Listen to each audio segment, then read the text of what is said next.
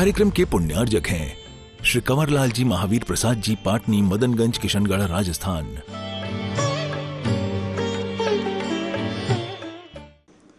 सर्वमंगल मांगल्यम सर्व कल्याण कारकम प्रधानम सर्वधर्माणां जैनम जयतु शासनम।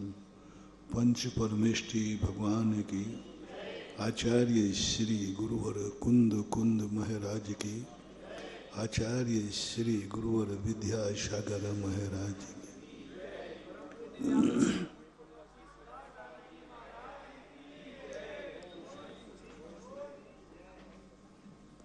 परमार्थ का जो क्षेत्र होता है वह निरंतर होता है, उसमें गैप नहीं होता। जब भी परमार्थ की उपलब्धि होती है उसके बाद वह शाश्वत होता है। पर्यायें तीन प्रकार की होती हैं। एक अनादि अनंत पर्याय होती है, एक सादि शांत पर्याय होती है और एक सादि अनंत पर्याय होती है। तीन पर्यायों से ये संपूर्ण सृष्टि की व्यवस्था बनती है। अभव्य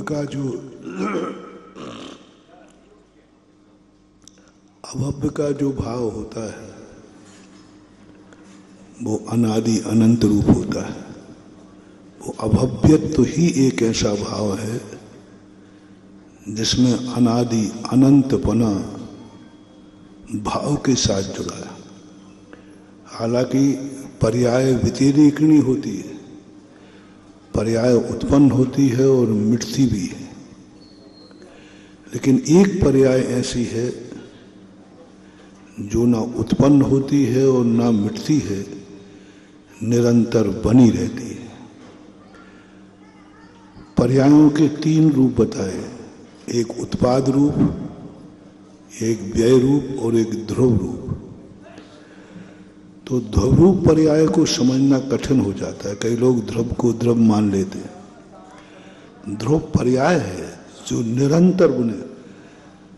पर्याय की परिभाषा है जो उत्पन्न हो और समाप्त हो। लेकिन एक पर्याय मात्र दुनिया में ऐसी है, अभव्यत्व पर्याय, जो ना उत्पन्न होती है और ना मिटती है और निरंतर बनी रहती है, फिर भी पर्याय है। सारी परिभाषाओं को ताक पर रख दिया। व्यतिरेकिणः पर्यायाः, उत्पाद व्यय युक्त पर्याय होती है। लेकिन अभव्य की पर्याय कभी उत्पन्न नहीं हुई थी और कभी नाश को भी प्राप्त, लेकिन भाव है, पर्याय है वो। अब आगे की जो पर्याय आई वो है एक अनादि शांत पर्याय है। अनादि शांत पर्याय कहलाती है भव्य की पर्याय, जो कभी उत्पन्न नहीं हुई। कैसी बात है विचित्रता देखो, जो कभी उत्पन्न नहीं हुई लेकिन मिटेगी जरूर। पहले तो ना उत्पन्न हुई है और ना मिटेगी। भव्यत्व कभी उत्पन्न नहीं होता, कभी उसका उत्पाद नहीं हुआ। आज श्रीमद्नाथ भगवान का स्तुति का स्वाध्याय चल रहा था सुबह। उसके बाद निरंतर एक बात घूम रही है, विधि निषेधस्य कदंच दष्टो विवक्षया मुख्य गुण व्यवस्था इति प्रणीति। हे भगवान, हे सुमतिनाथ भगवान, सुमति तयेव, आपने एक कैसी विवक्षा बना ली कि आपने सबको नकार दिया और सबको स्वीकार कर लिया। नकार भी दिया सबको और स्वीकार भी कर लिया।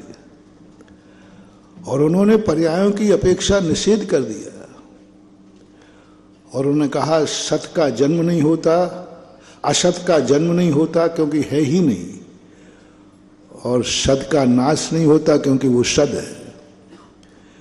लेकिन एक ऐसी चीज सामने दी सुमतनाथ भगवान के पढ़ने के बाद ये भाव आया कि अनादि अनंत भी पर्याय होती है जो कभी उत्पन्न नहीं हुई और कभी मिटेगी नहीं,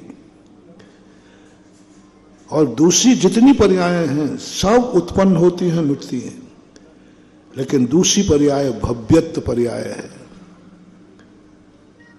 भव्यत्व पर्याय जो अनादि काल से तो कभी उत्पन्न तो कभी हुई नहीं, लेकिन नाश जरूर नियम से होगा भव्यत्व का। अब ये दो डिवाइडेशन अपन ने कर दिए। अब ऐसी कोई पर्याय लाओ, ऐसी कोई पर्याय लाओ जो सब में अनादि अनंत हो, अनादि अनंत हो, उसका नाम है जीवत्व। पारणामिक भाव के तीन भेद किए, भव्यत्व, अभव्यत्व और जीवत्व। तो जीवत्व जो है संपूर्ण जीवों में अनादि अनंत पर्याय है, अनादि काल से है और अनंत काल तक रहेगा। उपसंभाव, क्षय उपसंभाव, छायक भाव, औदयक आदि ये भाव, ये सब शादी शांत पर्याय है। औदयक भाव अनादि शांत पर्याय भी है। तो ऐसी स्थिति में भव्यत्व, अभव्यत्व और जीवत्व ये पारणामिक भाव ऐसे हैं जिनके संबंध में प्रोटोकॉल लागू नहीं होता, परिभाषाएं लागू नहीं होती। अब इनको द्राविड़ी प्राणायाम करके प्रति समय जो इनके अविभागी प्रतिषेध कर रहे हैं उसके संबंध में हम उत्पाद व्यय इन पर्यायों के अंदर घटाएंगे। पूज्यवर वीरसेन स्वामी ने धवला की 16वीं पुस्तक की पंजिका में बहुत अच्छी बात थी, उस समय तो ये बात समझ में नहीं आई। आज सुमतनाथ भगवान को पढ़ने के बाद ये उपयोग उधर चला गया। उन्होंने लिखा कि शुद्ध द्रव्यों में अनादि अनंत पर्याय होती है, व्यंजन पर्याय। व्यंजन पर्याय, व्यंजन पर्याय का अर्थ है आकार, आकार धारण करता है। तो धर्म, अधर्म, आकाश और काल, इनके भी कोई ना कोई आकार तो है। तो ऐसी अनादि अनंत पर्यायों को गौण करके अब अपन दो पर्यायों में आते हैं आज के प्रसंग पर। एक सादी अनंत पर्याय और एक सादी शांत पर्याय। सादी अनंत पर्याय तो वो है जो परमार्थ रूप है, सत्य रूप है, जिसे अपन सिद्धत्व कहते हैं। वो सादी अनंत पर्याय उत्पन्न तो होगी लेकिन सिद्धत्व का कभी नाश नहीं होगा। अपन जब जिस जिंदगी में जी रहे हैं अपनी सारी पर्याय सादी शांत हैं जिनसे अपना संसार चलता है। संसार अभव्य से नहीं चलता, संसार भव्य से नहीं चलता, संसार सादी अनंत से नहीं चलता, संसार चलता है सादी शांत से। सादी शांत होना भी है और मिटना भी है। संसार में गृहस्थ लोगों का धर्म निरंतर नहीं हो सकता। जिस दिन घर के गृहस्थ का निरंतर धर्म हो जाएगा, संसार में निरंतर धर्म हो जाएगा, उस दिन संसार मिट जाएगा। तुम्हारी गृहस्थी भी मिट जाएगी। क्योंकि निरंतरता जब भी किसी धर्म की आती है वह संसार का विनाश करती है, निरंतरता। और जब जब धर्म की शांतता आएगी, यदि तुमने अधर्म को निरंतर बना दिया तो मिट जाओगे, धर्म को निरंतर बना दिया तो गृहस्थ नहीं रह पाओगे। रिपीट कर रहा हूं, यदि गृहस्थ ने अधर्म को निरंतर बना दिया कि वो निरंतर अधर्म करता है, राग द्वेष करता है, कषाय करता है, विषय भोग करता है, संसार के जीवन की जो पर्याय हैं ये निरंतर करता रहता है, सावध करता है, आरंभ करता है, परिग्रह करता है, निरंतर आरंभ सारम परिग्रह करता रहता है, कृत से कार्य से अनुमोदना से संसार करता रहता है, क्रोध से मान से माया से लोभ से करता रहता है, मन से वचन से काय से। 108 द्वार हैं पाप करने के, 108 द्वार हैं। पांचों इंद्रियों के विषय मिला लीजिए, इनको क्रोध मान माया लोभ से गुणा करिए और मन वचन काय, ऐसे सब मिला करके 108 हो जाता।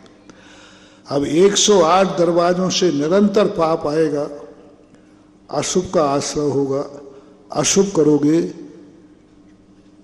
तुम पूर्णतः बर्बाद हो जाओगे, ऐसे बर्बाद हो जाओगे कि उठने लायक भी नहीं रहोगे।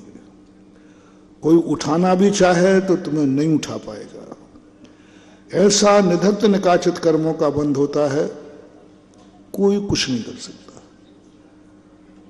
द्वारका के लिए बलदेव और श्री कृष्ण बचाने का भाव करते हैं, पानी डालते हैं, लेकिन वो घास तेल बन जाता। पिताजी को लेकर भागने लग जाते हैं, आकाशवाणी कहते हैं तुम दोनों कितने भी प्रयास करो, इस 12 योजन में से तुम 2 के अलावा कोई बचेगा नहीं, कोई नहीं बचेगा। माँ बाप को सामने जलते हुए देख रहे, पूरी अयोध्या त्राही त्राही मच रही, कोई कुछ नहीं कर पाए।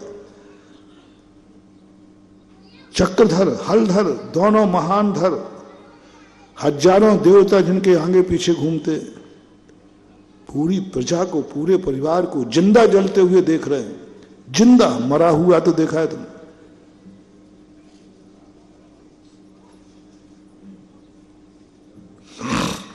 मरे हुए तो देखे हैं, चिताएं जलती,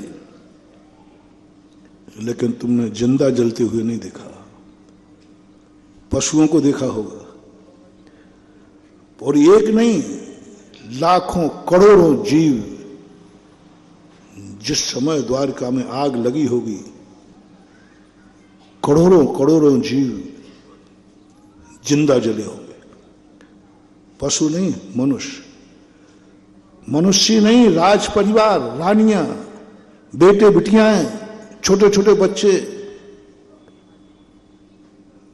और क्या दशा हुई होगी जब श्री कृष्ण बलराम के पिता श्री माता देवकी और वासुदेव अपने सामने जलता हुआ देख रहे। आकाशवाणी हो, कुछ नहीं कर पाओगे, हटो यहां से, तुम 2 को बचना हो तो बचो, 2 के अलावा कोई नहीं बच पाएगा, दोनों छोड़ दो। यदि तुमने पूरा अधर्म का सहारा लिया तो कोई तुम्हें बचाने वाला भी नहीं। तुम कितने भी चिल्लाना, कितने भी चीखना, कोई बचाने वाला आएगा भी तो भी नहीं बचा पाएगा। बचाने वाला चाहेगा तो भी नहीं बचा पाएगा। इसलिए एक मोटिवेशन लेना आज पंच कल्याणक के मंगलाचरण के दूसरे दिन, कि अपनी जिंदगी को पूरा पापमय नहीं बनाना। 24 घंटे मन से पाप की बातें नहीं सोचना, आंखों से राग द्वेष की बातें ही देखने में संतुष्ट नहीं होना, कानों से राग द्वेष की बातें सुनकर के ही संतुष्ट नहीं होना। मात्र शरीर दिन रात 24 घंटे आरंभ परिग्रह के कार्य में ना जावे। हमारे हाथों से 24 घंटे आरंभ परिग्रह ना होता रहे। अपने परिवार को भी मात्र संसार का साधन मत बनने देना। अपने मकान को भी मात्र संसार के लिए मत बनाना। धन भी मात्र संसार के लिए मत कमाते रहना। भोजन भी मात्र संसार के लिए मत करना। जो कुछ भी तुम करते हो, जो कुछ भी करते हो, उसको थोड़ा सा विराम देना बीच में। मैं ये नहीं कह रहा हूं कि तुम पूर्णतः धर्मात्मा बन जाओ। यदि तुम पूर्ण धर्मात्मा बन गए तो गृहस्थ नहीं रह पाओगे। पूर्ण अधर्मी बन गए तो गृहस्थी बर्बाद हो जाएगी और पूर्ण धर्मात्मा बन गए तो फिर ग्रस्त नहीं रह पाओगे, तुम्हें महाव्रती बनना ही पड़ेगा। इसके बिना संपूर्ण रूप से धर्मात्मा बन ही नहीं सकते। अब अपन बीच का रास्ता निकालते हैं। शादी शांत पर्याय है, अधर्म की शादी शांत पर्याय बनाओ। अधर्म की, अधर्म को शादी शांत पर्याय बनाओ। यदि बर्बाद नहीं होना है तो गैप करो, मन से थोड़े अधर्म की बातें सोचना बंद करो, आंखों से संताप की बातें मत देखो, सुनो भी नहीं, करो भी मत। पहला नियम लो, हम 24 घंटे में 1 घंटे, 2 घंटे, 3 घंटे मन में गलत विचार नहीं लाएंगे, संसार के संबंध में नहीं सोचेंगे, क्रोध मान कसायात्मक नहीं करेंगे। 1 घंटे हम सावध नहीं करेंगे, आध घंटे नहीं करेंगे, 10 मिनट नहीं करेंगे। संकल्प करना है, हम इतनी देर गैप करना है। शादी शांत पर्याय बनाना है। मैं तुम्हें पाप से मुक्ति की बात नहीं कर रहा हूं, क्योंकि तुम गृहस्थ हो, परिवार से युक्त हो। जो मुमुक्षु हैं, जो संसार से ऊपर उठना चाहते हैं, उनको मैंने संक्षेप में बता दिया। वो तो ऐसा कुछ करें कि 24 घंटे धर्ममय हो जाए, लेकिन आपको मात्र 10 मिनट के सही, 1 मिनट के लिए सही संकल्प करना है। इतने बज के इतने मिनट पर मैं अपने मन में कोई संसार की बात नहीं सोचेंगे,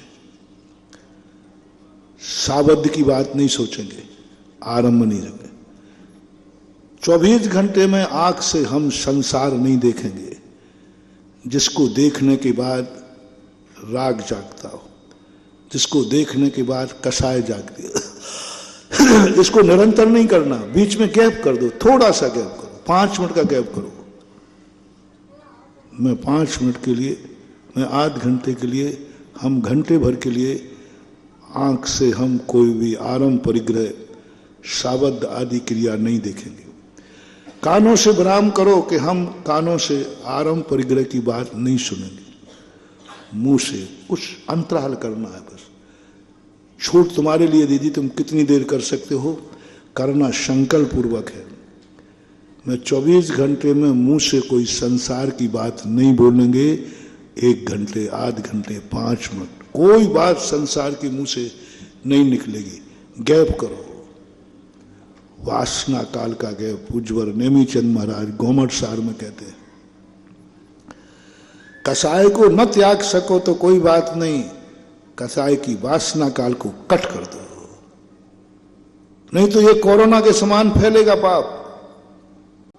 कोरोना के समय एक बहुत अच्छा वीडियो बना के डाला गया था, एक दूसरे से दूरी क्यों बना के रखना, छूना नहीं, छूने से कन्वर्ट होगा।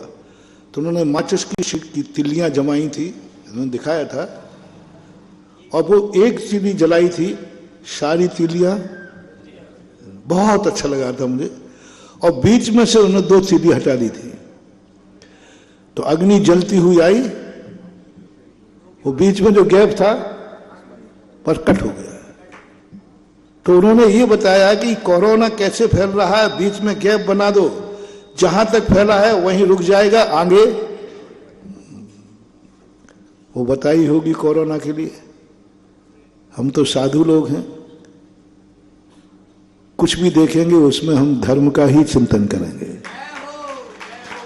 हमने तुरंत कहा, यही तो हमारे पूज्यवर नेमीचंद आचार्य महाराज कह रहे हैं कि कसायों को शांतर मत, निरंतर मत बनाओ, पापों को निरंतर मत बनाओ, बीच में से गैप कर दो, बीच में से गैप कर दो, वासना काल को तोड़ो।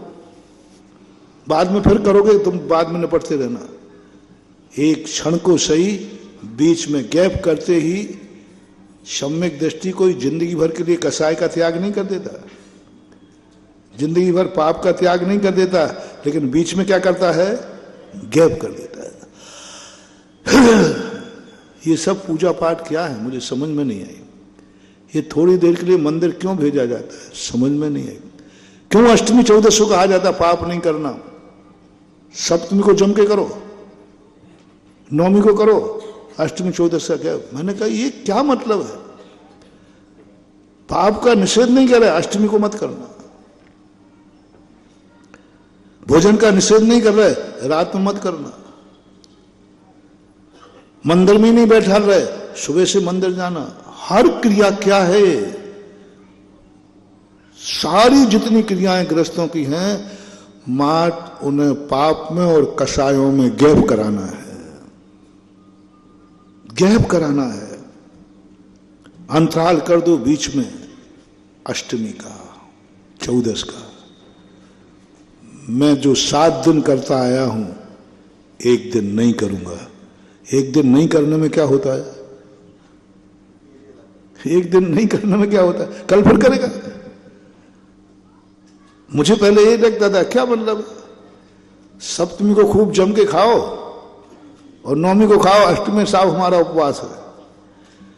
धासन चौथ में खूब धांसो, धासन चौथ में खूब खाओ।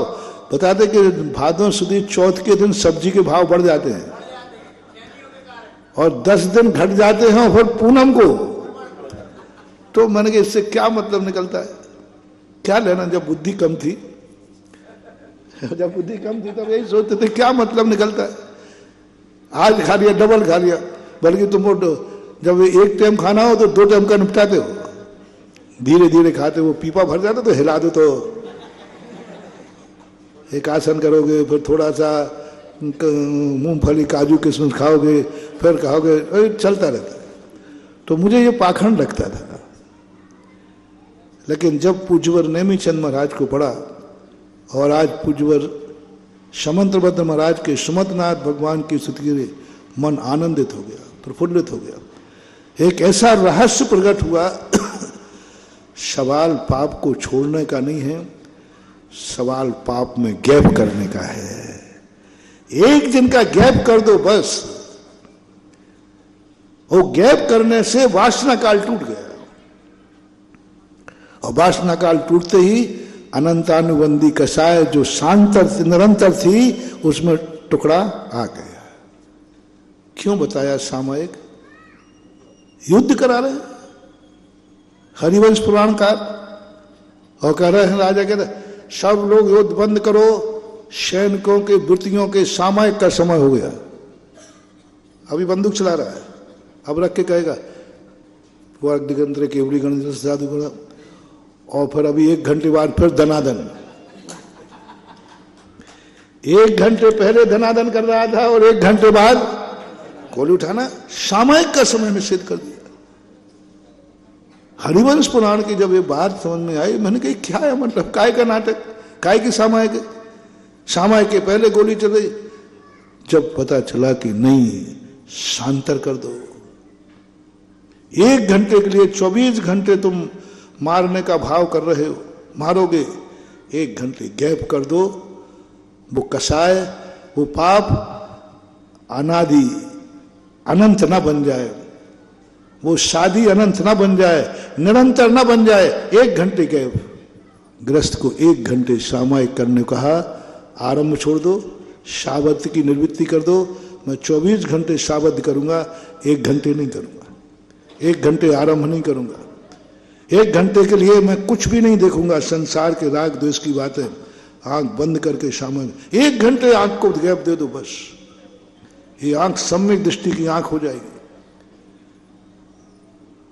बुरा देखने के छोड़ने से नहीं कह रहा हूं, बुरा देखते हुए भी मात गैप कर दो। गैप करने मात से ये सम्यक दृष्टि की आंख हो जाती है। मिथ्या दृष्टि और अधस्ती सम्यक, तीनों असंयमी है, तीनों असंयमी है। चौथे गुण स्थान वर्ती, तीसरे गुण स्थान वर्ती, चौथे, तीनों असंयमी है। अंतर क्या है? मिथ्या दृष्टि असंयम में अंतराल नहीं डालता है, और सम्यक दृष्टि अंतराल डालता है बीच बीच में। मंदिर भेज दिया गया, क्यों भेजा मंदिर, क्या होता है? अनेक कारणों के साथ अंतरंग कारण ये है, उतनी देर आंख में अंतराल डाल दे, अभी तू दिन भर बुरे आदमियों को देख रहा था। किनको देख रहा था? जिनको देखने से राग होता है, या आप लोग ग्रस्त में आंखें तो खुली रहती, जिनको देखने से राग होता, अपना आ गया, पराया आ गया। तो उन्होंने कहा नहीं, इसको देव दर्शन का नियम दिलाओ। हमारा देव दर्शन का नियम नहीं है, क्योंकि हमारा पाप है ही नहीं, हमारी आंख बुरा देखते ही नहीं। तुम्हारे लिए दिया। क्यों क्यों देव दर्शन जरूरी बता दिया? मात्र आंख को गैप करना है। 24 घंटे अशुभ देखते, रागी देशी वस्तुओं को देखती है।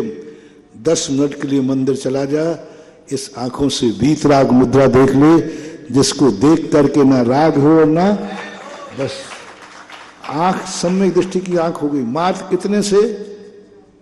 गैप करने से। गैप कर दिया उसने, साधी शांत पर्याय कर दी। अब वो तो भगवान की मुद्रा देख रहा है, आंखों ने आरंभ देखना बंद कर दिया, शावद देखना बंद कर दिया, राग देश बंद कर दिया। भगवान को देखने के बाद ना राग हो रहा है और ना देश होता है। यही शांत राग रुचि भी परमाणु विस्तम, बिल्कुल शांत। इसलिए ग्रस्त हो, आंख को निरंतर पापी मत बनाओ। इसलिए तुम देव दर्शन कम से कम गैप करो। कुछ भी नहीं तुम्हें मिलेगा, लेकिन तुम्हारी कसाय में गैप हो जाएगा। सुनो कानों से, दिन भर राग द्वेष की बातें सुनते हो, व्यापार करते हो, धंधा करते हो। मैं मना नहीं कर रहा हूं, मात्र गैप कर दो, मात्र गैप कर दो। 10 मिनट को सही हम वो बात सुनेंगे जिन बातों में ना आरंभ होगा, ना शाबद्ध होगा, ना राग होगा, ना द्वेष होगा, मात्र होगा तो सुपयोग होगा। बस आपने गैप कर दिया, आपके कान चालू। ऐसे ही मुख में, बोलने में राग द्वेष की बातें बोलते हो, आरंभ परिग्रह की बातें बोलते हो दिन भर। 10 मिनट को गैप करो, नमोकार मंत्र पढ़ो, पूजा करो। क्या होता है पूजा करने से? कोई भगवान नहीं बन जाओगे, लेकिन पूजा जितनी देर बोलोगे उस दिन संसार के वचन का गैप हो गया, वचन से शाबद्ध का त्याग हो गया। दिन भर तुम्हारे पैर संसार के कार्यों में घूमते रहते हैं। 10 मिनट के लिए इन पैरों से मंदिर चले जाओ, शाबद्ध और आरंभ में क्या हो गया? गैप हो गया। ऐसे ही करने में जो काम करते हो, कुछ अर्घ ले लो, इन हाथों से गैप हो गया। इसी प्रकार धन कमाते हो, नहीं, शाबद्ध के लिए, पाप के लिए, राग द्वेष के लिए। या तो रागियों को धन कमाते हो, या दुश्मनों से निपटने के लिए धन कमाते हो। दो ही ग्रस्त करता है। आप राजा को देख लीजिए, राजा धन दो ही लोगों के कमाता है, या तो अपने राग द्वेष के लिए, ऐश करने के लिए, या फिर दुश्मन से निपटने के लिए। और क्या करेगा? कोष बढ़ाते समय दो ही कारण होते राजा के, सैन्य शक्ति बढ़ाओ, शस्त्र शक्ति बढ़ाओ। दुश्मन को निपटाने के लिए कमाता है, दुश्मन को निपटाने के लिए टैक्स लेता है, दुश्मन से निपटने के लिए टैक्स लेता है, और या फिर अपने परिवार के पालन पोषण। तुम भी वही करते हो, तुम अपने राजा हो। आप धन दो कार्यों के लिए कमा रहे हो। तुम्हारी जिंदगी में कोई अनिष्ट आ जाए, उससे निपटने के लिए। अब तुम्हारा दुश्मन कौन है? बीमारी। तुम्हारा दुश्मन कौन है? घाटा पीटा, अशुभ कर्मों का उदय। उनसे निपटने के लिए धन कमाते हो। एफडी बना के क्यों रख देते हो? भाई एफडी क्यों बना रहे हो? कोई प्लानिंग है क्या? 90% एफडीयां बिना प्लानिंग की हैं। 90% प्लाट बिना प्लानिंग के, एडजस्टिंग। 90% कह रहा हूं। 10% कोई एफडी बनाता है, पक्का है इससे हमें बेटी की शादी करना है, पक्का है इससे हमें मकान बनाना है, पक्का है पैसा इसलिए जोड़ रहा हूं मुझे गाड़ी खरीदना है, एक्स वाई प्लानिंग। पक्का है इतने पैसा करके मुझे विदेश घूमने जाना है। 90% कह रहा हूं बिना प्लानिंग के एफडी बनाते हो। पैसा बचा, क्या भाव आया, एफडी बना, काय के लिए? झूठ मत बोलना, थोड़ा शेयर करना। कितने % प्लाट बिना प्लानिंग के पड़े हैं? भाई काय के लिए बना प्लाट खरीदे? मकान बना? नहीं महाराज, ऐसा कोई भाव नहीं, मकान तो है। तो किसी बेटा बिटिया को दे? नहीं महाराज, ऐसा भी कोई भाव नहीं। अच्छा, वो हम मालूम नहीं था, क्षेत्रोदय तीर्थ के लिए दान करना होगा, है वैसा भाव आ गया होगा कि जब भी हमें मौका पड़ेगा तो हम इसको, नहीं महाराज ऐसा भाव भी नहीं।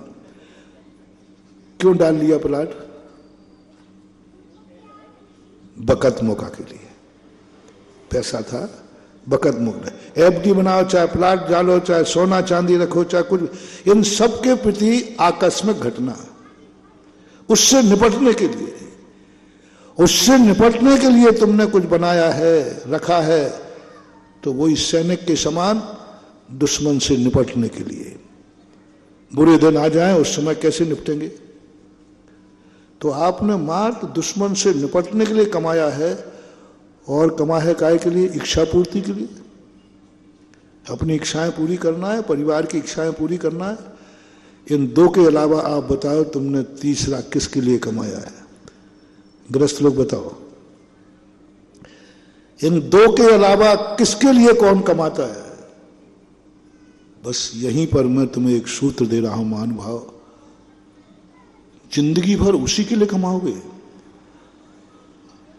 दुश्मन से निपटने के लिए, बुरे दिन के निपटने के लिए, और अपने अच्छे राग की पूर्ति के लिए गैप करो, गैप करो, धन में गैप करो। नहीं, मैं दिन भर में 1 घंटे, मैं लाख रुपए में 1000 संसार के लिए नहीं, दुश्मन के लिए नहीं, राग के लिए नहीं, मैं परोपकार और परमार्थ के लिए कमाऊंगा। गैप कर दिया, धन का गैप कर दिया। धन कमाने को मना नहीं कर रहा हूं, लेकिन पूरा धन सावध में नहीं जाना चाहिए, पूरा धन आरंभ में नहीं जाना चाहिए। सावध, आरंभ और कसायों से परे के लिए भी धन कमाओ, जिसमें तुम्हारा सावध ना हो। मंदिर बनाने में सावध नहीं होता, आरंभ नहीं होता। कई लोग कहते महाराज मंदिर बनते हैं, इसमें आरंभ परिग्रह नहीं होता। नहीं, पाप के लिए जो पाप किया जाता है वो आरंभ और परिग्रह में आता है। हमने किसी शास्त्र में नहीं पढ़ा कि मंदिर की नींव खोदना भी आरंभ है। हमने किसी शास्त्र में नहीं पढ़ा कि अभिषेक का जल भरना भी आरंभ है। जल भर रहा है, बाल्टी है, 5 सून होते ना, 5 सूना, उसमें बाल्टी आती है। अब एक बाल्टी में घर का पानी भर रहा है और उसी बाल्टी से अभिषेक का पानी भरा। अभिषेक के पानी को कभी आरंभ नहीं कहा। भगवान की मूर्ति भी बनती है, उसे आरंभ नहीं कहा, आरंभ की कोटि में नहीं रखा, क्योंकि वो पाप के लिए नहीं किया जा रहा है। सावध लेशव बहु पुण्य राशि, उसके पीछे क्या है? पुण्य राशि। इसलिए आप गैप डालिए कि आपने कितना धन बीच में गैप कर रहे हो, कि जिससे हम संसार नहीं करेंगे, आरंभ परिग्रह नहीं करेंगे, ना दुश्मन को मिटाने में, ना अपनों को बनाने में। हम कुछ गैप कर दीजिए, बस हम तुम्हें नरक से बचा लेंगे। मोक्ष तो नहीं भेज पाएंगे, क्योंकि तुम लाख रुपया पर 1000 निकाल रहे हो, 99,000 से क्या कर रहे हो? आरंभ और परिग्रह कर रहे हो, पाप कर रहे हो। तो मोक्ष तो नहीं भेज पाऊंगा, लेकिन यदि तुमने धन को पाप और आरंभ से गैप कर दिया तो नरक को त्रियंच गति से जरूर बचा लूंगा। क्या होता है दान देने से? थोड़ा सा दान दे दिया, आई एम धर्मात्मा, हाँ हो गया काम। कितना धन देते हो दान? आटे में सभी दुनिया को देख लेना, ये जितने बड़े बड़े आदमी दान देते हैं इनको भी मैंने देख लिया, ये भी आटे में नमक के बराबर है। लेखने में लगता है करोड़ों दिया है,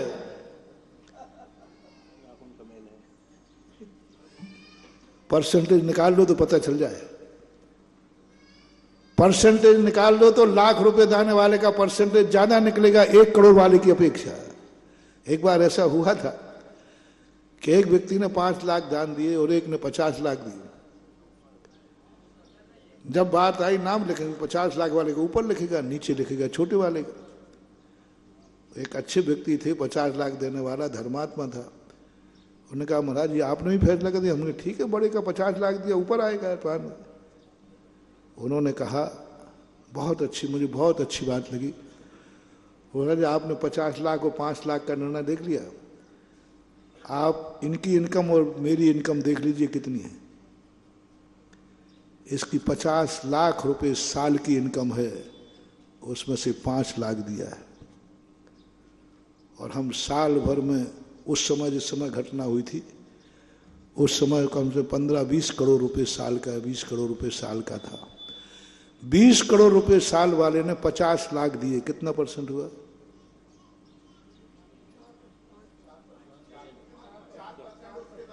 50 लाख वाले ने 5 लाख दिया। परसेंटेज किसका ज्यादा हुआ? तो जिसका परसेंटेज ज्यादा है उसका नाम ऊपर लिखा जाएगा। इसका मन की वाह क्या आनंद आ गया। काश सारे दानी इसी बात पे आ जाए तो आज बेड़ा पार हो जाए।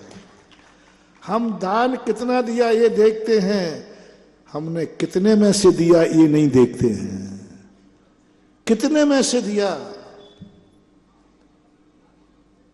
परसेंटेज भी नहीं है, आटे में नमक के बराबर नहीं आएगा। अपन लगता है देखो इन्होंने कितना बड़ा करोड़ों आदमी है, थोड़ा कमाई तो देखो कितनी की है। राजस्थान में एक व्यक्ति ने मेरे से मजाक के बोले महाराज जी जब से आप आए हो राजस्थान का अरबों रुपया आपने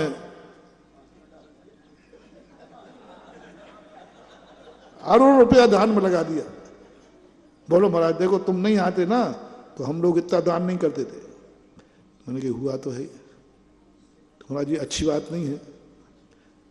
तो मैंने कहा ठीक है। मैं 25 साल राजस्थान में रहा।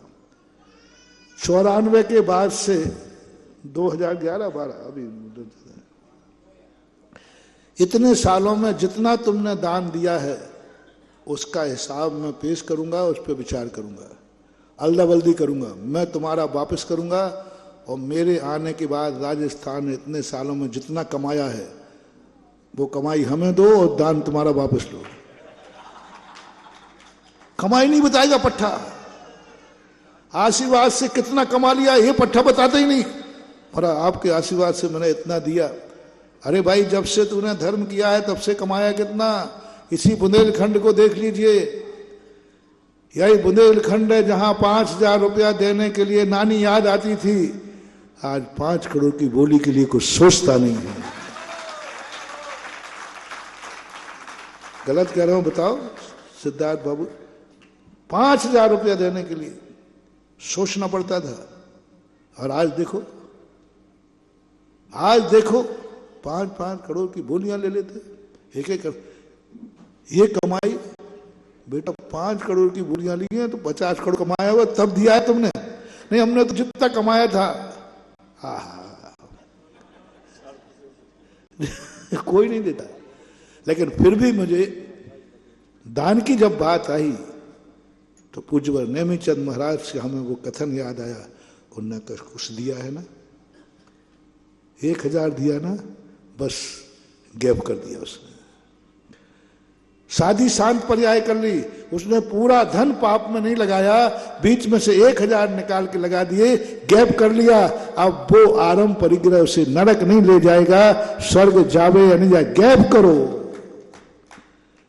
कहीं ऐसा ना हो जाए धन पूरी जिंदगी भर का धन आरंभ परिग्रह में चला जाए। गैप करो। मैं जो तुमसे दान की बातें कहता हूं और मेरा कोई पर्पस नहीं, मैं भी जानता हूं तुम्हें मोक्ष होने वाला नहीं है। बस इतनी सी मेरी तमन्ना है कि मेरा भक्त कोई भी नरक त्रियंश गति न जावे, इसलिए गैप करो। गैप कराता हूं, गैप करो धन का, गैप करो समय के। 24 घंटे पाप में न निकल जाएं, कुछ समय गैप कर दो, एक माला फेर लो, गैप कर दो। 24 घंटे तुम जो कर रहे हो करो, बस गैप करो, एक माला जरूर फेरूंगा। एक माला से कुछ होने जाने वाला नहीं है। लेकिन क्या हो गया? अनादि अनंत पर्याय बनने से गैप कर दिया। और ये गैप तुम्हारा हर चीज में लगना चाहिए, धन में, मन में, वचन में, काय में। इसलिए तुम लोगों ने पंच कल्याण खत्म कर दिया।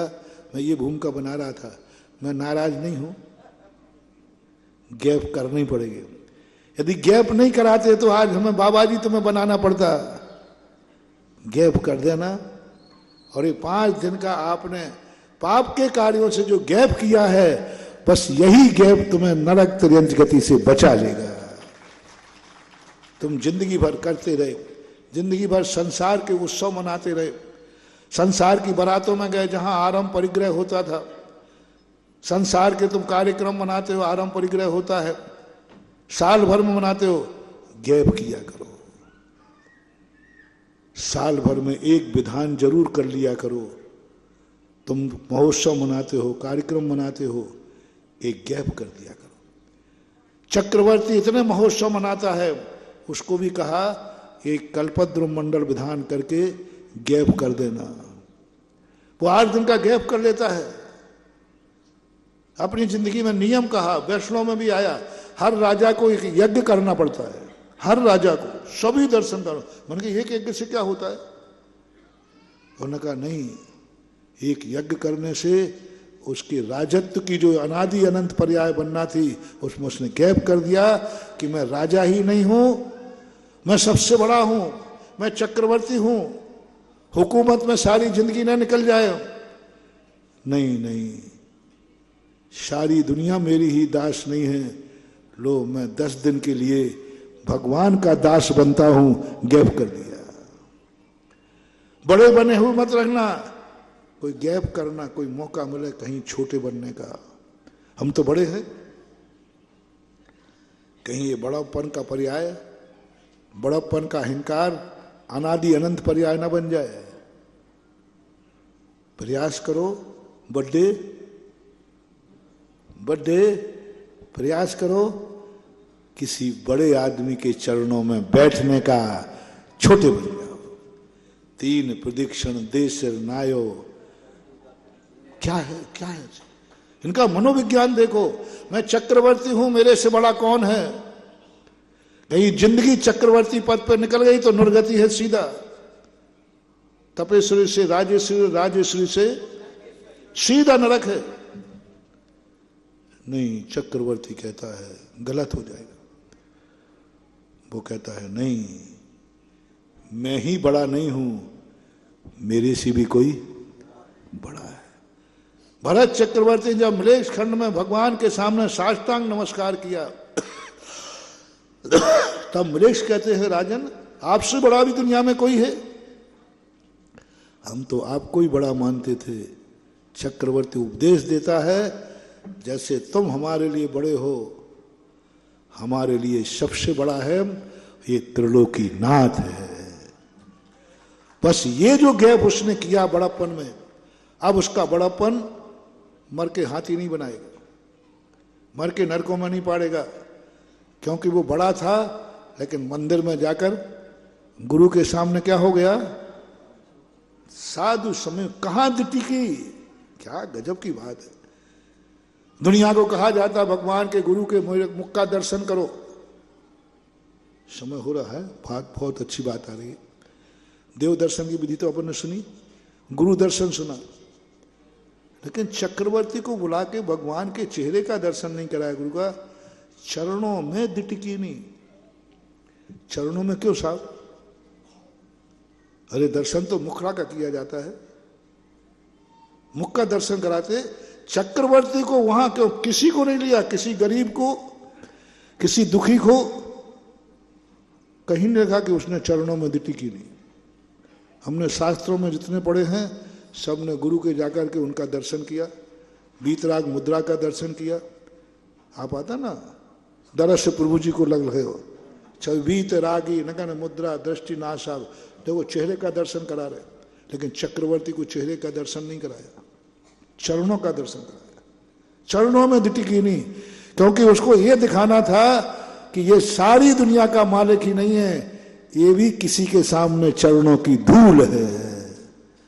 बड़ा आदमी जितना नीचे बैठेगा बड़ों के सामने, उतना ही उसे उच्च गोत्र का प्रणते है उच्चई गोत्र। प्रणते उच्च गोत्र का बंद कर लेगा, बस उसने गैप कर लिया। मुनिराज के चरणों में दृष्टि टिका करके उसने अपने चक्रवर्ती की हुकूमत में, अपनी मान कसाय में गैप कर दिया उतनी देर के लिए, और महाराज से हटके फिर चक्रवर्ती हो गए। फिर सारे आगे पीछे घूमने लगे। कितनी देर के लिए चक्रवर्ती पर छोड़ा, कितनी देर के लिए मान कसाय हुई, जितनी देर गुरु के पास रहा। पहले भी चक्रवर्ती था, बाद में भी हुकूमत आ गया, पालकी बैठा, हाथी बैठा, लेकिन उतनी देर उसने अपने अहंकार में गैप कर दिया। इसलिए कसायों में गैप करो, शाबद में गैप करो, धर्म में गैप कर दिया तुमने कल से आज तक का। धर्म में तो तुम गैप कर देते हो, बस पाप में भी गैप करना शुरू कर दो तो बेड़ा पार हो जाए। अधर्म में भी गैप करना शुरू करो।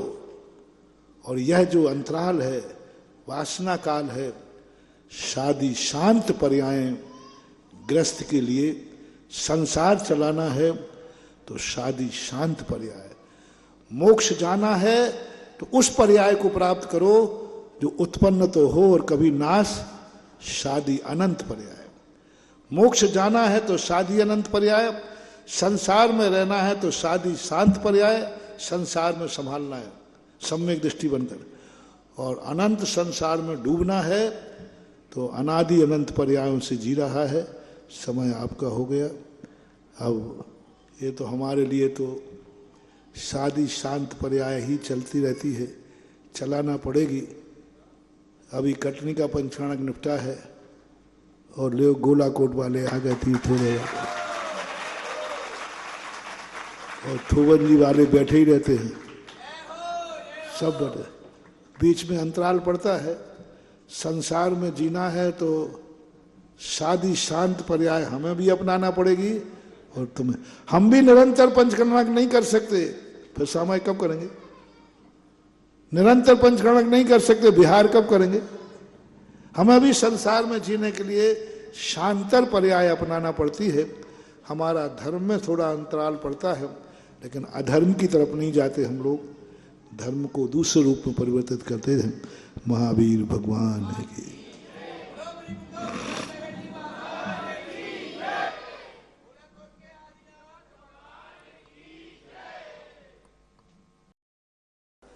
जो साधु को झूठा सिद्ध करने का प्रयास किया, साधु के पास झूठा बोला, साधु को मैंने धोखा दिया, मैंने कि बेटा माने मैं आपको, गुरु से कपट, मित्र से चोरी, या हो निर्धन या हो कोड़ी। आज तेरी बर्बादी निश्चित है, क्योंकि तूने गुरु के सामने झूठ बोला है। गुरु को धोखा जाना, तू सत्य को जान रहा था फिर भी छुपा रहा, तुझे सत्य मालूम था फिर भी छुपा रहा था। तेरी बर्बादी निश्चित है। बोले महाराज बचाओ मुझे। अब आप ही बचा सकते हैं। मैंने कि बस एक छोटा, बाकी 90% तो तू फंस चुका है। बर्बाद होगा, या बेटी शराबी को जाएगी, और या तू असली बाप का बेटा है नहीं। अब बोलो ये तीनों पॉइंट खतरनाक हैं कि नहीं? बहुत खतरनाक। इन तीनों पॉइंटों पर आप लोगों को कौन सा पॉइंट पसंद है?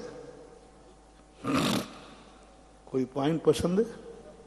यदि आपके जीवन में कोई घटित होवे ऐसा, आप कभी गुरु से झूठ बोले हो, आप कभी माँ बाप से झूठ बोले हो चला करके, अबुद्धि पूर्वक नहीं कह रहा हूं,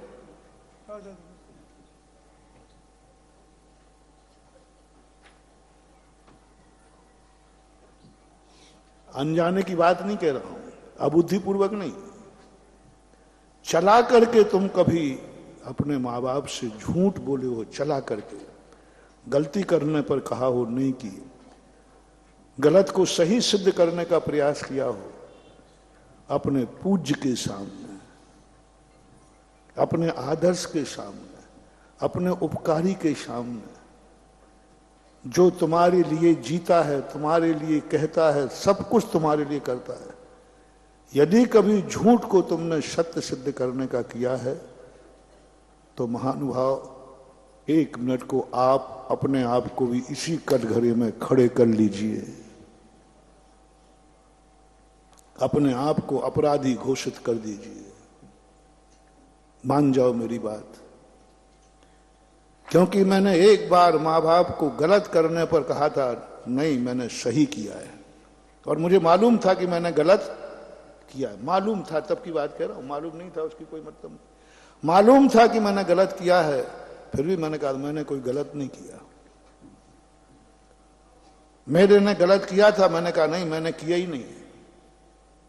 महानुभाव, तुम गलत करते हो या नहीं करते हो, मैं तुम्हें इससे नियम नहीं दिलाऊंगा, मैं ये नहीं करूंगा कि तुम गलत मत करना आज के बाद, क्योंकि मुझे मालूम है तुम गलत करोगे, मुझे मालूम है तुमसे गलत होगा तो बस एक बात कहना चाहूंगा भगवान के आज राज दरबार में, कभी जो तुम्हारे पूज्य हों, जो तुम्हारे आदर्श हों, जो चरण छूने लायक हों, जिनके कभी चरण छुआ हो, उनके सामने कभी झूठ मत बोलना और असत्य को कभी सत्य मत कहना, इतना सा नियम। हम एक उदाहरण दिया करते हैं आप लोगों को, कन्हैया जी श्री कृष्ण बचपन में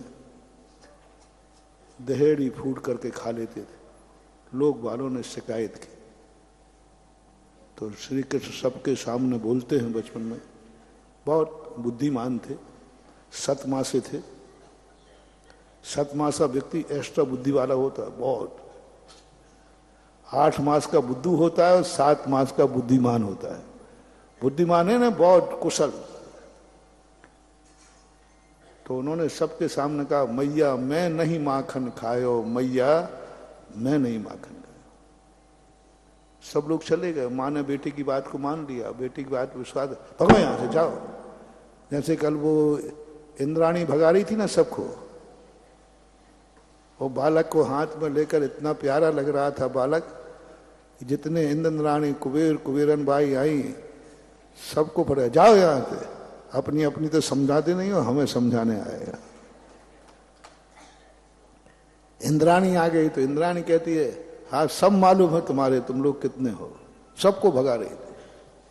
ऐसे ही यशोदा मैया ने सबको भगा, सब भागो यहां से, तुम लोगों को मेरे ही बच्चा दिखता है, जब देखो जब शिकायत करने आती है, जो देखो वही शिकायत करता है, मेरे बच्चे को सब लोग, मेरा बेटा कह रहा है कि मैं नहीं माखन खाया, तो मैंने नहीं खाया। अंदर जाके बाद मां कहती है, बेटा इधर बैठ, देख जो शिकायत करने आए थे ना, वे छोटे मोटे आदमी नहीं थे, हमारे नगर के प्रतिष्ठित हैं, और हमारे घर के, और तेरे लिए बहुत चाहते, तेरे लिए मेरे लिए सब चाहते भी हितैषी।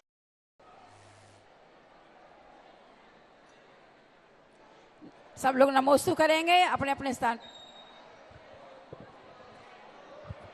परम पूज्य गुरुवर पधार चुके हैं, सभी अपने कर कमल जोड़े। हे गुरुवर नमोस्तु नमोस्तु नमोस्तु।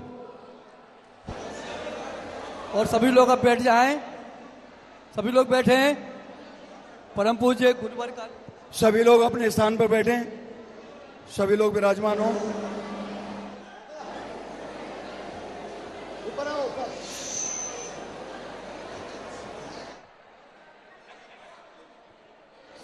कोई बातचीत नहीं करे, आपस में बात बंद कर दें। ओम शांति।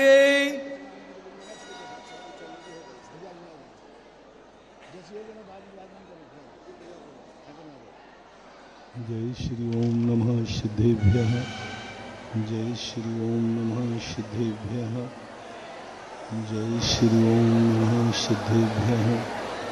सर्वमंगलमांगल्यं सर्वकल्याणकारकं प्रधानं सर्वधर्माणां जैनं जयतु शासनं। पंच परमेष्टि भगवान की, आचार्य श्री गुरुवर कुंद कुंद महाराज की, आचार्य श्री गुरुवर विद्यासागर महाराज की। अब थोड़ा शांत हो जाए, क्योंकि आवाज वैसे गूंज रही है, शांत हो जाए। महाराज की, उन्हीं संघ की। प्रदीप भैया को जल्दी बुला लो।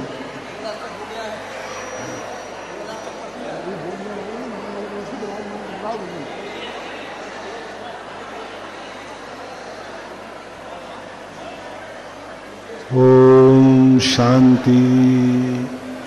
जो जहां खड़े हैं वहीं बैठ जाएं, आगे नहीं आए।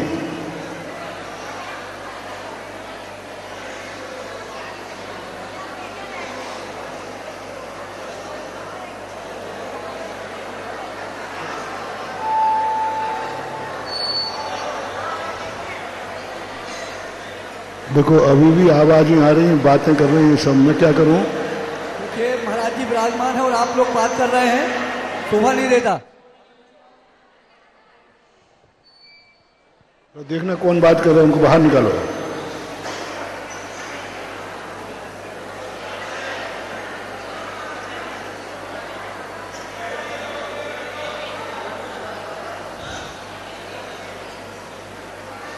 कोई भी शक्तियों को प्राप्त करने के लिए हमें कोई ना कोई निमित्त चाहिए। जब कोई निमित्त आ जाता है तो निमित्त देखकर उपादान जागृत हो जाता है। दो प्रकार की परिणति होती है। वे महान पुण्यात्मा जिनके उपादान के कारण निमित्त आगे पीछे घूमते हैं, जिसे हम तीर्थंकर कहते हैं। देखो अभी भी आवाज कर रहे हैं, क्या फायदा यहां बैठने से? महिलाएं क्यों आवाज कर रही हैं? मैं बंद कर दूंगा प्रवचन, और क्या। देखो ये महिला बीच में बात कर रही है अभी। देखो यहाँ पे ये दादी माँ,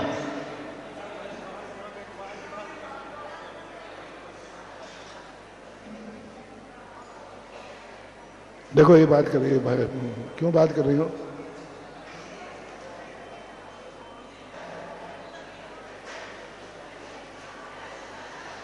हेलो, देखो वो थाली दे रहे, बीच में बातें कर रहे। देखो थाली।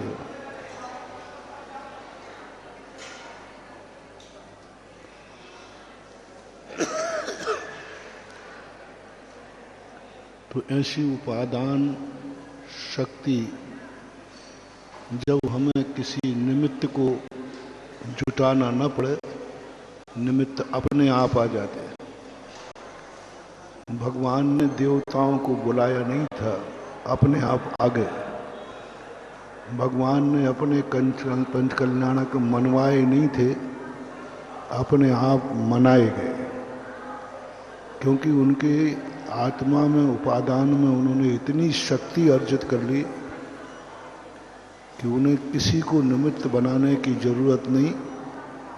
सारे निमित्त उनको जीवन में पाके अवभाग्य मानते हैं। भगवान को किसी की जरूरत नहीं है, न उनको मंदिर की जरूरत है, न उनको तीर्थ की जरूरत है, न उनको अभिषेक की जरूरत है, न उन्हें छत्र चमर की जरूरत है, और न उन्हें उत्तम चंद कोयला वालों की जरूरत है। और सुनो, आगे तो सुनो। और ना उन्हें सुधा सागर की जरूरत है। उनको किसी की जरूरत है ही नहीं। वे तो इतने उपादान मजबूत करके बैठे हैं कि हम ही उनके पास आकर के धन्य हो जाते हैं।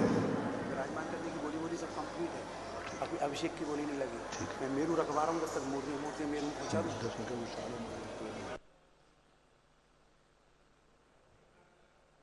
आधा घंटे है ना अभी? नहीं, 15-20 मिनट। मैं आ जाऊँ। तो इस प्रकार से अपन को कभी भी ये विचार नहीं करना कि भगवान के लिए मैंने तीर्थ बनाया। एक बार राजस्थान में एक मुख्यमंत्री ने कहा, महाराज जी हमने इस तीर्थ के लिए, इस तीर्थ पर बड़ा उपकार किया है।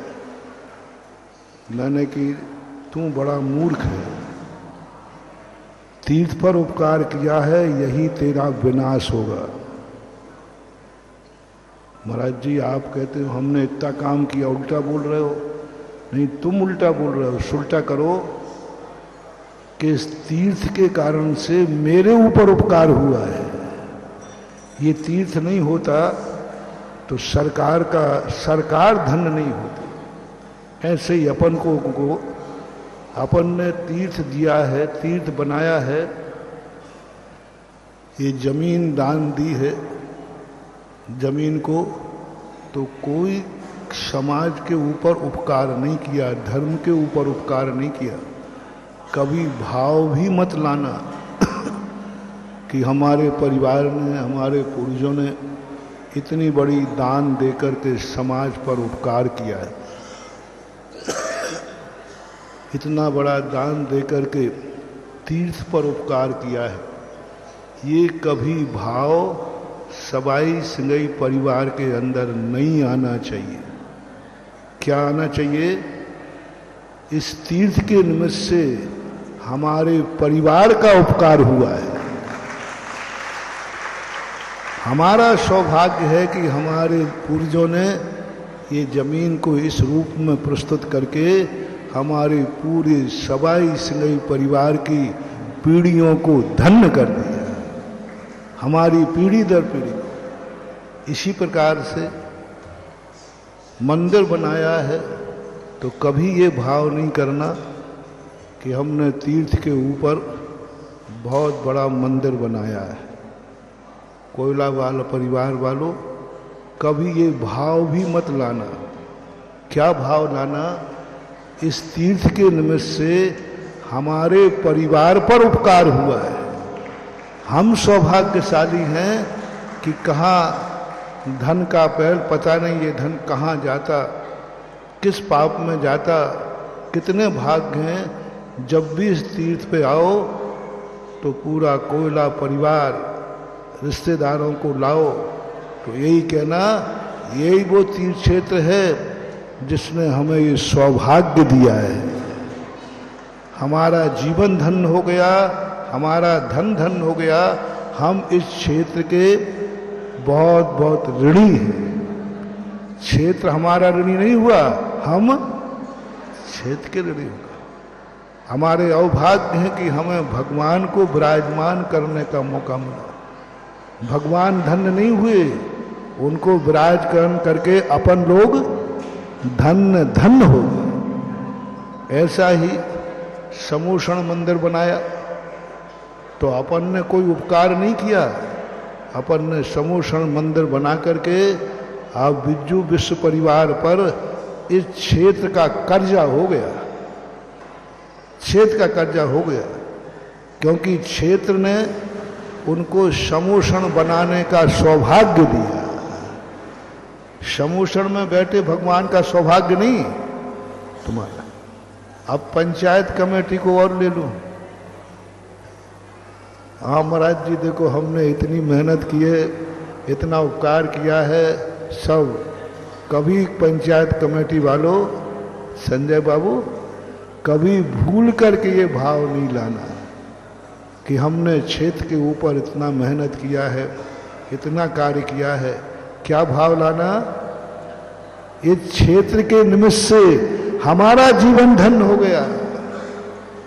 पंचायतें तो बनती हैं, बनती रहती हैं, लेकिन हमने कितना पुण्य किया कि इस क्षेत्र पर हमारे कार्यकाल में हमें सौभाग्य मिला। जब भी पंचायत के व्यक्ति क्षेत्र पे आवें तो क्षेत्र को नमस्कार करो कि क्षेत्र का निमित्त से हमें ये मौका मिल गया है।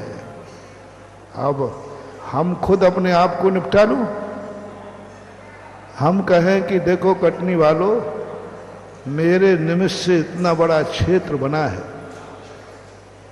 इस क्षेत्र पर मेरा बहुत ऋण है, ये भाव मेरे में स्वप्न में अभी नहीं आया नहीं है, आ नहीं रहा और आएगा भी। हम तो यही कहते हैं भगवान आपके निमित्त से हमारा जीवन धन्य हो गया, हम आपके ऋणी हैं कि मुझे ऐसे कार्य करने का सन्निधि मिली और हम आपके दर्शन करके हैं। आप हमें पाकर धन नहीं हुए हैं, हम आपको पाकर धन्य हुए हैं। क्या कहा? भगवान अपन को पाके धन्य नहीं हुए हैं, अपन भगवान को पा। 24 बनाने वाले सोचो, 24 बना करके अपन कोई तीर्थ क्षेत्र पर उपकार नहीं कर रहे हैं। क्या कर रहे हैं? 24 बनाने का मौका इस क्षेत्र ने दिया है, तो 24 मंदिर वालों अपने जीवन को जब भी क्षेत्र पे आओ, इस क्षेत्र को प्रणाम करना कि धन्य है ये भूमि, जिस भूमि पर हम कटनी वालों को मंदिर बनाने का और हो सके तो एक जय जिनेंद्र कन्हैया लाल जी को कर देना। हो सके जब इस मंदिर में आओ तो जय जिनेंद्र नमोस्तु तो इनको करना और जय जिनेंद्र कोयला वालों को कर लेना, समोषण में विश्व कर लेना। मेरे साथ ऐसी घटना घटी थी जब मैं पहली बार चांदखेड़ी गया, तो चांदखेड़ी में जैसे ही भगवान की मूर्त देखी, हम नमोस्तु करना ही भूल गए, हम स्तोत्र पाठ करने ही भूल गए। हमारी आंखें खुली की खुली रह गई, जैसे पथरा गई हों। कुछ भी नहीं, हमें कुछ समझ में नहीं आ रहा मुझे क्या करना है। बस भगवान को देखा तो देखते ही रह गए और हमें भगवान का गुणानुवाद नहीं किया। सबसे पहले मैंने उसको धन्यवाद दिया जिसने आदिनाथ भगवान की मूर्ति बैठा दी। भगवान सोचते हो कि भला आदमी तू मुझे नमोस्तु कर, पहले मैंने किया ही नहीं भाव। पर उसको कैसी महान पुण्यात्मा होगा जिसने चांदखेड़ी की ऐसी आदिनाथ भगवान की ऐसी मूर्ति जिसमें वो भक्तांबर का पाठ श्लोक सार्थक हो जाता है। दृष्ट्वा भवंत मणिमेश, आज वही स्थिति यहां बन रही है। 2 दिन से मैं मूर्ति को देख रहा हूं। पहले तो मंदिर देख करके ही आंखें चकाचौंध हो जाती हैं, फिर थोड़ी बहुत रोशनी आती है तो उस मूर्ति को देखकर चकाचौंध हो जाती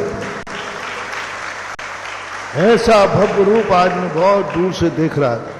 एक मूर्ति को देखकर मन प्रफुल्लित हो जाता है, आनंद से आत्मा झूम जाती, रोमांचित हो जाता है। इनको देखकर हम धन्य करते हैं। तो ऐसी स्थिति को लेकर के आप सब कटनी वालों का बहुत बड़ा अवभाग्य। 24 बनाने वालों का स्थान आज देख के आया मैं, जहाँ जहाँ, क्योंकि जहाँ जहाँ कोई क्षेत्र बनना है मैं अपने पैरों से पहले उस माटी को छू के आता हूँ। तो आज उसमें एरिए में घूम करके आया। क्या कल्पना लगेगी, तुम लोग बनने के बाद देखोगे, हमने बनने के पहले देख लिया। शिल्पी मूर्ति बनाने के पहले मूर्ति देख लेता है और ग्राहक मूर्ति बनने के बाद देखता है मूर्ति अच्छी है। हम तो शिल्पी के समान हैं। मूर्ति को देख करके कैसी कल्पना होगी, हर कोने पे खड़े होके जाके देखा, इस कोने से कैसा दिखेगा, इस कोने से कैसा दिखेगा, सारी चीजों का एंगल देख करके बहुत बड़ी चीज। अभी कोई बता रहे थे, प्रमोद बाबू, प्रमोद हैं कक्का, प्रमोद, हाँ, तो उसके लिए कोई बता रहे थे कि कोई काउंटिंग करने में एक मंदिर छूट गया 24 का। आज काउंटिंग की तो मैंने 23 को लिया, लिस्ट 24 की थी, तो एक भगवान बच रहे थे। मैंने हाँ यहाँ मैंने 3 बार काउंटिंग की कि भगवान कहीं गड़बड़ तो नहीं हो रहे, तो देखा कि 23 नंबर थे, एक भगवान। मैंने कि जरूर कोई महान भाग्यशाली है जिसके नाम का एक नहीं। अरे कल ही अपन ने घोषणा कर दी थी 24 ही पूरी हो गई, लेकिन कल काउंटिंग किया तो एक नाम किसी के भाग्य से रह गया है। अब पहले तो कौन 2 आए थे, मैंने तो उनको भगा ही दिया था, मैंने कि हमारे पास है ही नहीं। एक नाम मैंने 23 हो गए, उसमें एक नाम इन्होंने डबल लिख दिया, तो वो काउंटिंग में कोई भाग्यशाली है जो आज के मौके पर अंतिम मंदिर का आशीर्वाद लेगा। है कोई पुण्यात्मा है जिसके भाग्य से ऐसी गलती होती नहीं है। लेकिन कहते ना बुंदेलखंड में कुंवारी के भाग्य से, आगे आप बोल दो, विहायता भी ऊपर चला जाता है। ऐसे ही किसी के भाग्य से कोई स्थिति बनती है जो उस दिन नहीं रहा होगा, और उसका पुण्य होगा कि नहीं 2 दिन तुम भूले रहो, मैं आ रहा हूं। तो ऐसा समोषण। और एक और यहाँ पर जो बात हुई थी कि एक ऐसी मूर्ति भी बैठे, 225 कमल पर भगवान गगन विहार करते हुए बैठे। बोल, 225 कमल हो और भगवान गगन विहारी बिजोलिया में बैठे जैसे, ऐसे गगन विहार करते हुए भगवान का चारों तरफ 225 कमल बिछे, उनके बीच में भगवान खड़े हों, वो प्रांगण भी आज मैं देख के आया हूँ। तो ऐसी स्थिति में बहुत बड़ी चीज़ है, अपने जीवन को धन्य मानते हुए, अवभाग्य मानते हुए, ये भाग्य मानो कि तुम्हारे जीवन काल में ये क्षेत्र बन रहा है। धन तो आता है चला जाता है, कमाते हैं, संसार तो 9 खाएं 13 की भूख बनी रहती है हमेशा। लेकिन ऐसे मौके मिल जाएं और अपने हाथों से कार्य कर लो, यही तुम्हारे जीवन की अमरता का लक्षण है, भविष्य का लक्षण है। समय अपने कार्यक्रम बहुत हैं, आज अपन भगवान को विराजमान करेंगे। अभी हम मंत्र बोलेंगे और प्रथम अभिषेक और शांति धारा भगवान की करना है। प्रदीप भैया इसको चालू करें।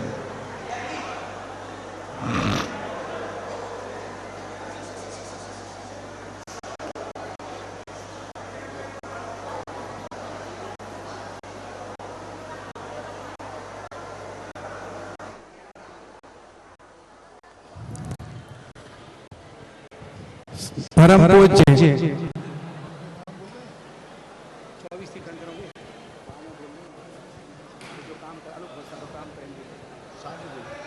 चलिएगा 24 में कौन कौन को मंदिर बनाने का किन किन तीर्थंकर का मिलेगा। महाराज श्री शाम को जिज्ञासा समाधान में आप सब लोग उपस्थित रहना। आपको सबको राशि के हिसाब से एक एक तीर्थंकर भगवान के मंदिर घोषित कर दिए जाएंगे। पहली चीज, एक मंदिर मिस हो रहा है, किसी ने लिखाया था नहीं लिख पाए, जो भी हो, किसी के भाग से हो सकता छूट गया हो, तो एक 24 का मंदिर बाकी है। संजय भैया, एक 24 का मंदिर बाकी है। अगर किसी को करना हो तो अभी भी कुछ नहीं बिगड़ा। 108 कलश का एक मंदिर है, तो जिन्हें भी देना हो जल्दी दे देंगे, ध्यान से चलिएगा। कौन करेगा? भगवान विराजमान होंगे। प्रथम कलश कौन करेगा? गोमतेज बाहुबली की तर्ज में कौन सौभाग्यशाली होगा जो सबसे पहला कलश करने का सौभाग्य करेगा? भगवान विराजमान करने की बोली लग चुकी है, छत्र की बोली लग चुकी है, चमर की बोली लग चुकी है, मात्र कलश करने की बात है। एक एक एक मंदिर जो मंदिर है 24 इनका। आ गया, बहुत बढ़िया, जोरदार तालियां। क्या नाम बोलना है पूरा? श्रीमान कमल कुमार, मनीष कुमार, आशीष कुमार, आरव, अयांश, अश्वी, आरना। कौन सा परिवार? अच्छा, केवी के कृषि विकास केंद्र। आप बहुत गगन- बढ़िया, जोरदार ताली हो जाएगी। अब गगन विहार, जो गगन विहारी होगा, खुले आकाश में 31 फुट के भगवान 225 कमलों पर बैठेंगे। उसके लिए तो बड़ा सेट चाहिए, छोटा मोटा नहीं। चलिएगा, कौन करेगा प्रथम कलश? पहले महाराज श्री मंत्र बोलेंगे भगवान विराजमान करने का। इसके बाद कलशारोहण ध्वजारोहण की विधि की महाराज जी जैसा बताएंगे वैसा होगा। फिर अभिषेक होगा, शांति धारा होगी। कौन करेगा पहला कलश, प्रथम कलश करने का सौभाग्य? बोली शुरू करता हूं, जल्दी से बोलो, कहां शुरू करूं? 5,55,555। पहली बार प्रतिष्ठा होने के बाद फर्स्ट एंड लास्ट महाराज जी का आदेश मिल गया कि शांति धारा भी वही परिवार करेगा जो पहला कलश करेगा। चलते हैं। 5,55,555, 5,55,555, 5,55,555 पहला कलश मुनि सुरनाथ भगवान का, और ये पावन अवसर आपको मिलेगा। साथ में शांति धारा फ्री रहेगी। 5,55,555, 5,55,555, 5,55,555, 5,55,555, 5,55,555, 5,55,555 और 5,55,555, 1 2।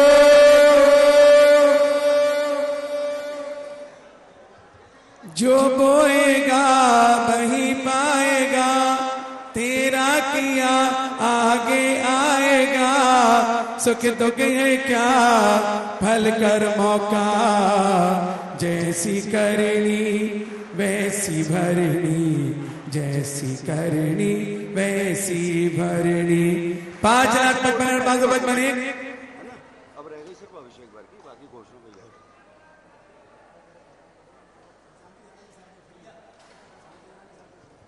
चलिएगा, 11 कलश, 11 कलश 1, 11 कलश 2।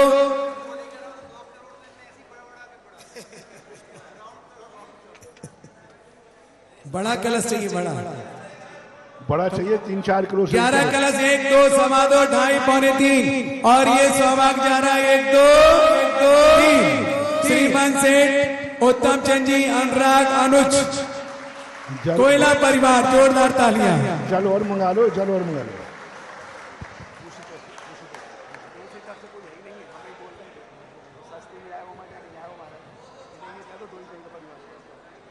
चलिएगा, दूसरी तरफ से किसी को करना हो तो 11 कलश घोषित है। आओ तो वेलकम, नहीं आओ तो भीड़ कम। जिसको करना हो विराजमान करने का। पंडित जी मेरा बैग देना, मेरा बैग।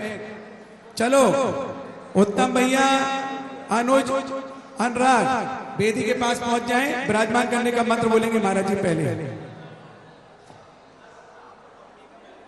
श्रीमती प्रभा देवी, जूही और विवाह लिख के दे दो। शांति धारा में ही बुलवाना पड़ेगा, पूरे नाम लिख के ही दे दो, हम कोशिश कर रहे हैं। योग्य प्रांजय, अरहन, अर्शिका, समस्त कोयला वाला परिवार। कोई है जिम्मेदार आदमी नाम लिखने वाला? पूरे परिवार के नाम लिख देना। ठीक है, हो गया, आ गया मंत्र। चलो अनुज भाई, पापा को लेके पहुंचो वेदी पर संभल के।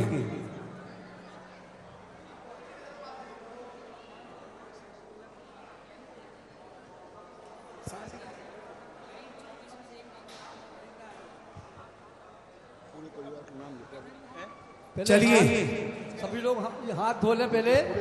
ओम ह्रीम असुजर सुजर हस्त प्रक्षालनम करोमि, और अमृत स्नान कर लें। 1 मिनट, मेरा बैग देना, बैग। चलो पहुंचो भाई, जल्दी पहुंचो। चलो, अनुराग, अनुज भाई पापा को लेके पहुंचो वेदी के ऊपर। सभी से श्रीमंत परिवार हस्त प्रक्षालन कर लें और अमृत स्नान के लिए जल ले लें। ओम ह्रीम अमृते अमृतो सब लोग अपने अपने हाथ में जल ले लो। तम श्रावय श्रावय सम सम क्लीम क्लीम विलोम विलोम राम राम त्रीम त्रीम द्राव द्राव शम हम झीम चीम हम चा स्वाहा। तिलक कर करने। ओम राम ह्रीम ह्रीम ब्रह्मणा नमो हरते भगवते। मम गात्रम पवित्रम भवतु अर्हम नमः स्वाहा।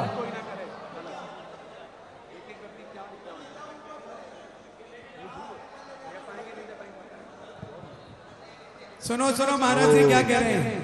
देखो आज प्रथम कलश चामुंड राय जैसा भामाशाह को कोयला परिवार करेगा, लेकिन बाद में आज कोई मूल नायक पर कोई भी व्यक्ति खाली हाथ अभिषेक नहीं करेगा। पहला अभिषेक है और पहला अभिषेक जो है कोई खाली हाथ नहीं करेगा। एक राशि निश्चित करो। देखिएगा जीवन में मुनि सुब्रतनाथ भगवान का प्रतिष्ठा के बाद पहली बार कलश होगा। कमेटी वाले बीनू भाई दीपू भाई कागज पेन रखेंगे। आज के दिन कोई भी 5100 से कम में कलश नहीं करेगा। कितने में? 5100 रुपए। अगर कोई गरीब हो तो हम फ्री में करा देंगे, और क्षमता है तो आज के दिन 5100 से कम लिखाना नहीं, क्योंकि आज के दिन का महत्व अलग है और रोज का महत्व अलग है। पहला कलश है, पहला गंदोदक है। पंच कल्याणक के सारे मंत्र उस गंदोदक में एनर्जी लेकर आएंगे। इसलिए सब लोग एक कागज पेन लेकर के नाम लिख ले सकते।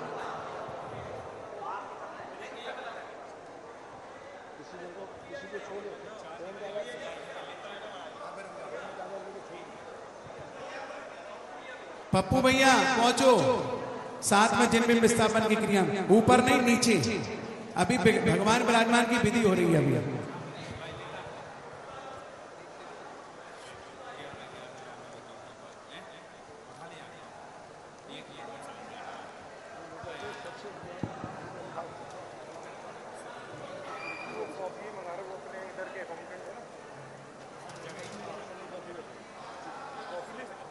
सब बैठे बैठे अपने नाम लिखा दें, उसी के अनुसार आपको अभिषेक करने मिलेगा।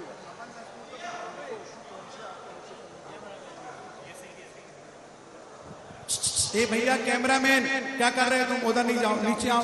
पप्पू भैया इनको छुओ मत। तुम पूछ के जाया करे किस पे कहां जा रहे हो। तुम्हारी इतनी सुनती नहीं है।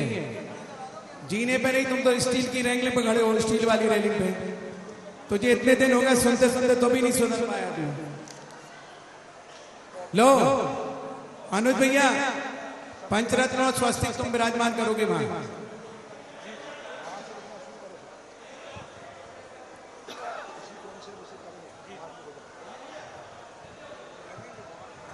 ओम भगवान को हाथ लगाएं, भगवान को।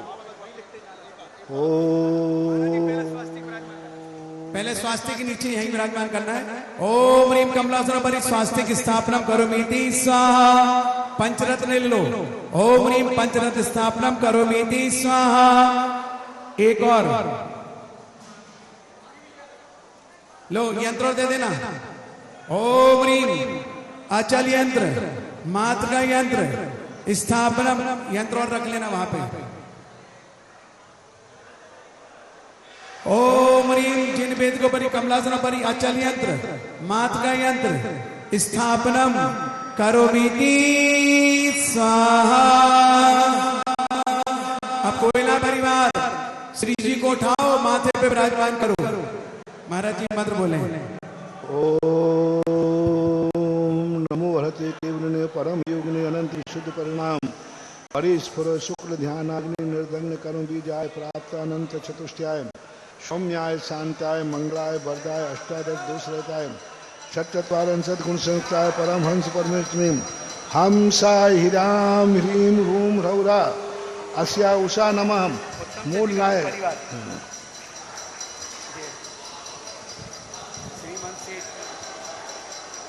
मूल नायक श्रीमन सेठ, उत्तम चंद जी, प्रभात चंद जी, अनुज कुमार, प्रभा देवी, अनुज अनुराग, विभा जूही, योग संपांजल आनंद, अरहन अर्शिका, जय सुदीप, अभिलाषा, अबा अनमा अनिष्का, आरव केया, रुनक, समस्त कोला परिवार निवासना। मूल नायक श्री जिनबिंब श्री मुनि सुब्रतनाथ जिनेन्द्राय जिनबिंबम वेदिकायाम कमलासने समस्त कोयला परिवार से मंगल हस्तभ्याम स्थापनम करो। बोलिए मुनि सुब्रतनाथ भगवान की, मुनि सुब्रतनाथ भगवान की, मुनि सुब्रतनाथ भगवान की। चलिए आप ऊपर पहुंच जाएं। श्रीमन तामर सिरस तटे